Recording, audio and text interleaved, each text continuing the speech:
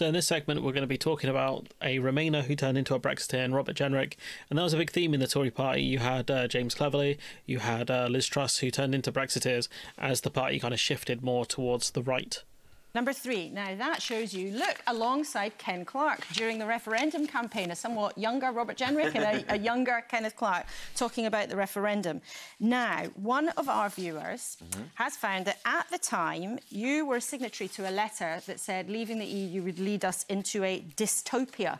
Julie asks, Robert Jenrick was a signatory to a letter that describes Brexit as dystopia. Do you still agree with any of its contents? And in case you'd forgotten, you said, we prefer the advantages of membership to a go-it-alone, us-against-them dystopia. Wow, this guy sounds like a semi-smart geezer as far as Conservatives go, because, you know, dystopia aside, why would we want to go against one of the biggest... I think it's either the biggest trading bloc in the world or one of the biggest trading blocs in the world. Well, I don't remember that letter, but my view has changed, absolutely. Now, I was concerned that it would prove difficult for the British state to realise all the benefits of Brexit. And in some respects, I've been justified in that regard. Yeah, because there's barely any. You know, you're talking trade deals that add 0.02% to GDP at best. You haven't really done much, son. We've had a great deal of economic and constitutional disruption as a result of leaving the European Union, but I don't think we've gained all of the benefits, and that's what I want to see. And in my jobs as a minister, I've always fought to ensure that we do get the benefits of those, whether it's starting free ports, whether there's... Again, free ports is something we had as an EU member. David Cameron got rid of some of them because they're linked to crime. Immigration minister, ensuring that we use the levers of legal immigration, do get the benefits of those, whether it's starting free ports, whether there's immigration minister... We would have had an immigration minister anyways. You know, in fact, immigration's actually gone up post-Brexit, not down. Ensuring that we use the levers of legal migration now that we've ended freedom of movement to gain control. Freedom of movement was legal migration. What are you talking about? Over our borders. Do you disagree with your younger self?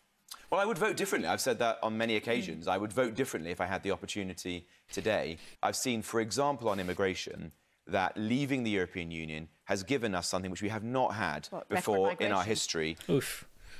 Even Laura Koonsberg doing actual journalism here. Which is the ability to control our borders and to have a proper philosophy as a country. What is our philosophy, though? Like, we've got businesses struggling because they can't get in the people that they need. You know, what is this philosophy you're speaking about when it comes to immigration? Like, the care industry is on its absolute knees, is completely cooked. Our immigration system. Now, those decisions were poorly made in the immediate aftermath of the 2019 general election. I'm the first... Whoa, which party was in charge following the 2019 general election? Who was one of the immigration ministers at the time? I wonder, was his name Robert Jenrick? To concede by the government you were part of. The ministers at the time made poor decisions. They created an immigration... You were one of the ministers. ...system which was even more liberal than the one we had in the EU.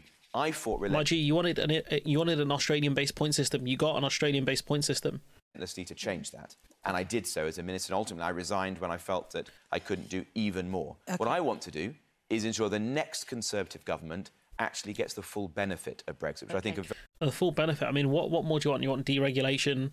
Do you want to, you know, essentially get rid of the Northern Ireland Protocol or the Windsor Framework, whatever you call it? What are these full benefits you're talking about, pal? Because no one is seeing it. Maybe in your delusional world rather than your dystopian world, no one is seeing it. But anyways, I'm going to leave it there. Let me know what you think in the comments below. Like, comment, share, subscribe. Support the channel on Patreon if you can. And hopefully I'll see you in the next one.